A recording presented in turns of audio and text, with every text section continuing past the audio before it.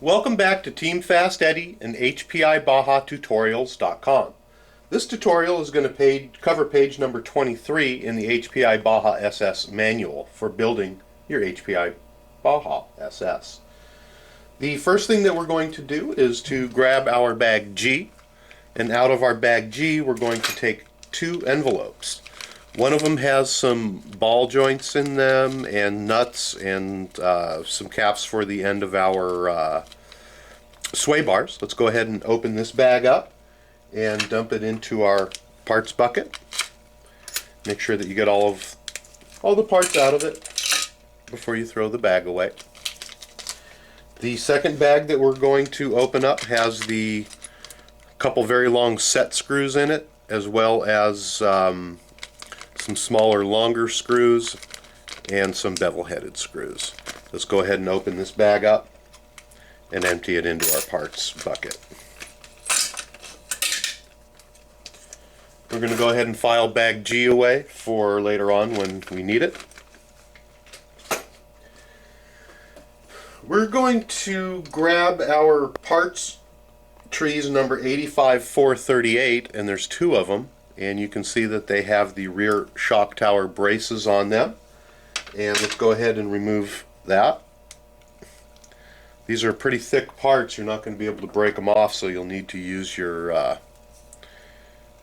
nippers on them. And we're going to go ahead and clean up the parts that we don't need on here, as well as the spurs, in just a minute. Also off of this parts tree, we're going to need part number 2, which is this brace, and it's the rear shock tower brace bracket. Let's go ahead and take that off, and that leaves only one part left on this tree, but we're not ready for him, so we're going to file this back into our parts bucket that we'll grab later. So go ahead and remove these particular parts off the two trees. The last parts that we're going to need are located in your bag number 85422, and there are two of those bags, and we're going to need part number 4, which is just a little wedge-shaped bolt holder that we're going to use later on, and that is this part right here. It's just a wedge-shaped. So we're going to go ahead and remove those from the trees as well. Make sure you do seal this bag up. If it's anything like mine, there's still a bunch of loose parts in there that have fallen off the tree, and we don't want to lose them. So make sure that you do get that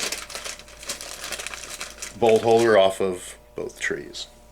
I'm going to go ahead and shut the camera off, and I'm going to clean up all the spars and all of the pieces from the trees that should not be on there, including this big giant circle barrel shaped thing that's on here that does have to be removed, in case you're wondering. Alright, now that we have our parts cleaned off, we're going to go ahead and grab our two cross braces, and just as the directions show, and you're used to it by now, go ahead and insert your nuts, one nut into each of the braces. And it doesn't matter which one that we start off with, but we're going to go ahead and bolt the braces onto the rear bulkhead. We're going to hold it so that the portion with the bolt is down, and that the bolt is facing towards the front of the car. Go ahead and grab one of the longer of the two size screws that you have left, and you'll see on the back of the bulkhead that there are two beveled sections on the top here, two holes with bevels on them, and we're going to go ahead and put one of the braces into each one of those holes, just like so. And then we're going to go ahead and use our screwdriver and tighten them up. I'm going to keep them in somewhat of an upright position at this point. You don't want to tighten them up too tight because we are going to be moving them around a little bit. But go ahead and snug them up. Just keep them on there just like so. We're going to, at this point, put on our rear shock tower braces, And this is one of those times when it really is very helpful to have a ball end hex to work with, because it's very difficult to get a straight shot in on the screw. You can, if you go through the brace here, if your driver is long enough, it does make it a little better, but it still is at somewhat of an angle. If you take a look at the front bulkhead, you're going to see that there are two holes in it. The upper hole is for the hinge pin to go through, and that is, if you take a look at your brace, a continuation of these holes. And we're going to go ahead and use one of the shorter screws that we have left and place it into the beveled section on the bottom of the shock support, and that is going to line up on the bottom hole. So we're going to go ahead and set the support so that all the holes line up properly across the top, and we're going to go ahead and reach in and tighten up the screw.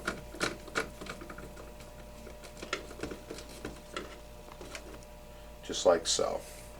You do want to double check and make sure that the holes across the top do all line up. It still is going to be somewhat flexible, however you do need to make sure that everything is lining up properly. At this point, you can go ahead and loosen up the screw on that cross brace just a little bit and go ahead and lay it down inside of the V section on the brace that we just put on. I'm going to go ahead and hold this up so you can see what's going on a little bit closer. You can take a look at how that mounts up. We went with the screw in the bottom here. See if you can get a better close-up of it here.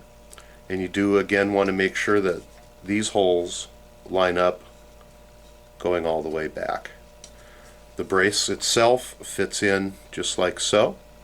Up on the top here, you're going to rotate it from its position that it was in to a sideways position where it fits down inside of the brace.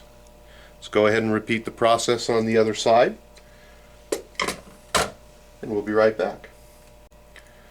Alright, we've now gone ahead and completed the second portion. This is what it should look like once it's done on both sides. You have your rear shock tower supports ready to go. They still are a little bit flexible and loose because we have yet to put in our hinge pins and our rear A-arms, and that'll all firm up real quickly. The last step on page 33 is to insert the nuts into the small little wedge-shaped nut holder that we're going to use for the rear arms here. So let's go ahead and place the nuts down into those, and there's two of them.